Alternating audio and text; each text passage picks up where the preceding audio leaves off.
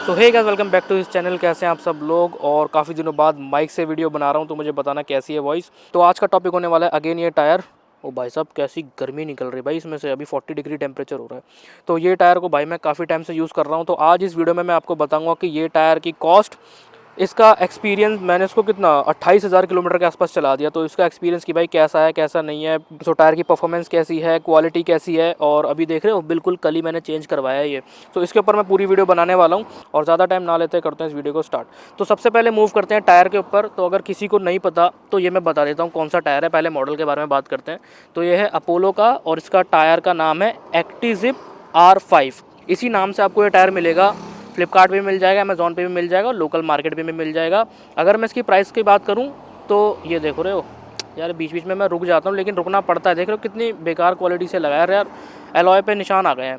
तो ये एक्टिजिप मैंने बता दिया, R5 इसके मॉडल का नाम है, अपोलो का टायर है। जब मैंने फर्स्ट टाइम लगाया था, मैंने ये लगाया था 2022 में, पहली बार मैंने टायर लगवाया था। इससे पहले MRF का लगा हुआ था इसके अंदर।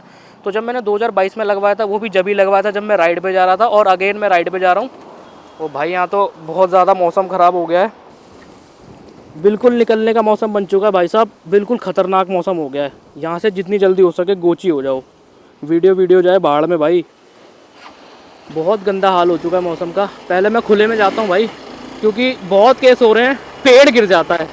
और अभी घर से फ़ोन आने वाला है घर वालों का ऐसे मौसम में डर रहता है, क्योंकि ऊपर से टिन वगैरह का सबसे ज़्यादा डर रहता है। नेचुरल चीज़ें तो हैं ही, जैसे पेड़ से तो आप फिर भी बच जाओगे, चलो यार इतना नुकसान आई गैस पेड़ नहीं करता होगा, लेकिन टिन तो सीधा काट देगी भाई, दो हिस्सों में शरीर आपका। ओ भाई साहब, देख रहे हो क्या खतरनाक माल है। ओ तेरी, दिल्ली के मौसम को पता नहीं क्या हो गया है आजकल, कुछ भी चल रहा है रैंडम भाई। तो ये मैंने टायर लगवाया था जब मेरी बाइक चल चुकी थी 18,000 किलोमीटर, और 18,000 किलोमीटर में भी वो MRF का टायर था जो मैंने लगवाया था। और उसके बाद मैंने अपोलो का लगवाया था। ये मेरे को उस टाइम पड़ा था 2800 रुपये का, और अब ये मेरे को पड़ा है 3200 रुपये का लगाने के साथ। तो जैसे अगर आप दुकान पे जाओगी ना, मैं बोलोगे कि भैया देखो ऑनलाइन तो 3000 का पड़ रहा है, तो पता है सीधा क्या बोलेंगे, तो भाई 500 रुपये लगाने के भी दे दो। तो वो इंक्लूडेड ही रहता है यार, दुकान से लगवा लो, क्या आप 200-500 के लिए इतना करना। तो उसके बाद 18,000 के बाद ये मैंने बदलवाया है, 28,000 पे चेंज करवा रहा हूँ। मतलब किलोमीटर 28,000 नहीं, किलोमीटर तो ऑलमोस्ट 45 हो गए हैं, लेकिन 28,000 किलोमीटर ये टायर मेरा चल चुका था। तो मुझे इस टायर में ये चीज़ अच्छी लगी, क्योंकि कि ये ना मतलब नॉन रेडियल है, रेडियल टायर नहीं है। और बट मुझे ये थोड़ा सा स्ट्रॉन्ग लगा। जो मेरा MRF का था उसके अंदर ऑलमोस्ट 12 पंचर हो चुके थे, ऑलमोस्ट 12 पंचर 2-2.5 साल में। और जो इससे पहले मैंने लगवाया था उसमें सिर्फ 4 हुए। मतलब ऐसे पंचर के बेसिस पर टायर को जज नहीं करना चाहिए, वो बस मैं आपको एक फिगर्स बता रहा हूँ कि उसमें 12 पंचर हो चुके थे। और ये मैंने 3 साल 28,000 किलोमीटर चलाया, इसमें सिर्फ मेरे 4 पंचर हुए। टायर मजबूत बहुत है। जो रेडियल था या MRF का था, जो भी मैं बोलूँ, वो साइड से क्रैक हो चुका था मेरा पूरा, मतलब बहुत सारे क्रैक्स आ गए थे। टायर फटा नहीं था बट क्रैक्स आ गए थे। और इसमें क्या है, जो मैंने टायर चलाया है, मैं उसकी फ़ोटो और वीडियो दिखाऊंगा आपको, देखना कितना पुराना हो चुका था, उसमें एक भी क्रैक नहीं आया। तो मुझे ये टायर पर्सनली थोड़ा सा ठीक लगा। मुझे बस इसकी एक चीज़ बेकार लगती है, इसका डिज़ाइन यार। मतलब किसी किसी को अच्छा लग सकता है, बट मुझे इसका डिज़ाइन इतना खास नहीं लगता। थोड़ा सा मतलब अजीब सा लगता है, ये क्या उन्होंने ऐसा बना रखा है इसके अंदर। बट ठीक है, डिज़ाइन ठीक है। और बाकी ये भी जो देख रहे होगे ना बैकरेस्ट, इसके ऊपर जो नेक्स्ट वीडियो आएगी वो इसी के ऊपर आएगी कि भाई ये क्यों लगवाया है, और सीट वगैरह में काम करवा, वो मैं नेक्स्ट वीडियो में बात करूँगा। ये मैंने टायर आपको दिखा दिया कैसा दिखने में, सब कुछ बता दिया। अब तो इस टायर पे मैंने बहुत सारी राइड करी है, बहुत सारी।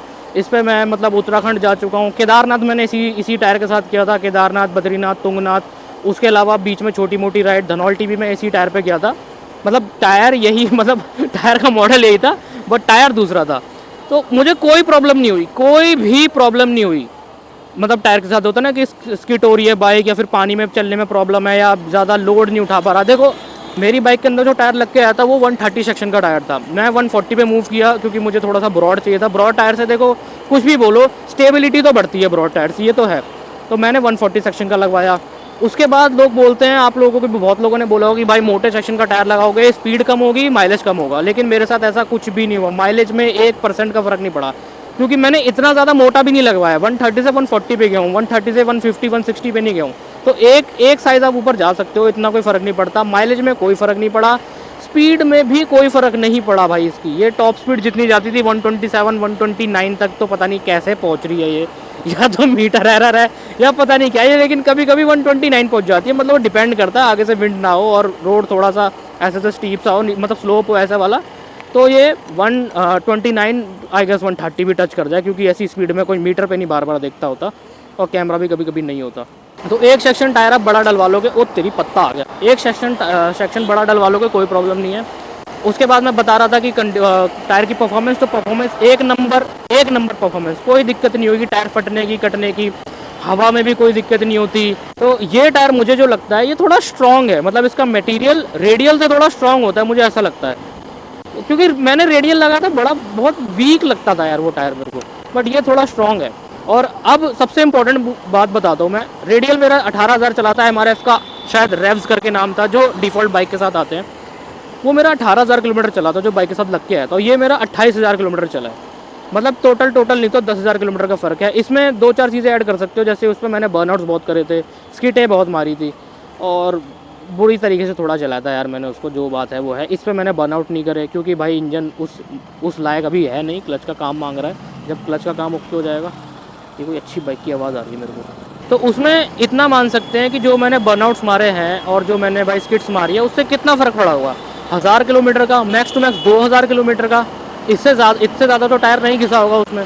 तो फिर भी ये टायर अगर घिसने की बात करूँ तो ये मतलब उस वाले टायर से अच्छा है, लंबा चला है। उसमें अगर ये 28,000 चल गया, मतलब मैं तो उसको 30,000 खींच सकता था, बट राइड पे जाना था तो सोचा कि भाई बदलवा के चलो। और इस पर भी मैंने, ऐसा नहीं कि इस पर मैंने बर्नआउट्स नहीं मारे, इस पर भी मारे हैं, लेकिन as compare to my previous tyre थोड़े से कम मारे, और स्किट्स भी थोड़ी सी कम मारी। लेकिन हाँ, मारी इस पर भी है, उल्टी सीधी हरकत है इस पर भी करी है, वो जो साइड में लेके मोड़ना वोड़ना होता है, ये सारी चीज़ें मैंने इस पर भी करी है। तो अगर आपको भाई कोई टायर कंसीडर करना है, अगर आपके पास कोई 250 सीसी बाइक है, और थोड़ा सा देखो बजट का भी मैं बताऊँ ना, तो बजट भी इस टायर का ठीक ठाक है यार। देखो अभी 3200 का पड़ रहा है, बाद करके कहीं शायद 3000 का भी मिल जाए, कहीं थोड़ा महंगा भी मिल सकता है, बट टायर में 100-200 ऊपर हो जाए, देख कोई इतना इंपॉर्टेंट नहीं है, बिकॉज ये 2-3 साल चलते हैं आराम से। तो इस चीज़ में अगर लगे तो लगे, कोई दिक्कत नहीं है। कि जो दूसरे टायर्स होते हैं, अगर मैं अपोलो का ही दूसरा देख लूँ, MRF का देख लूँ, वो भाई 4500 के पड़ते हैं, कोई 4000, 4500, 5000 ऐसे टायर्स आते हैं। मिशलिन पे पहुंच जाओगे तो वो और महंगे पहुंच जाएंगे, और भी ब्रांड्स होती हैं, तो वो थोड़े महंगे पड़ते हैं, हर कोई भाई नहीं लगा सकता, और जिसका डे टू डे यूज़ है वो क्यों भाई मिशलिन के टायर लेके घूमेगा। तो अगर आपको वीडियो पसंद आई हो तो इस वीडियो को लाइक करना, चैनल को जरूर सब्सक्राइब करना, क्योंकि मैं अपने चैनल पे ऐसे सब वीडियोस लेके आता रहता हूँ। जब तक के लिए अपना बहुत सारा ख्याल रखें एंड स्टे ट्यून। पेट्रोल भरवाना है तो वीडियो यहीं खत्म कर रहा हूँ। हाँ, एक इंपॉर्टेंट चीज़ बता देता हूँ कि अगर आप लीन करोगे ना इस टायर पे, कॉर्नरिंग करोगे, तो थोड़ा सा भाई डाउट है। ये सबसे इंपॉर्टेंट चीज़ थी, वीडियो के एंड के बाद बता रहा हूँ। अगर आप कॉर्नरिंग करोगे तो भाई थोड़ा सा डाउटफुल है, तो थोड़ा ध्यान से कॉर्नरिंग करना। इस पर कॉर्नरिंग के लिए शायद ये टायर सही नहीं है, मेरे को तो यही लगता है। कॉर्नरिंग मत करना। चलो भाई अब पेट्रोल डलाता हूँ।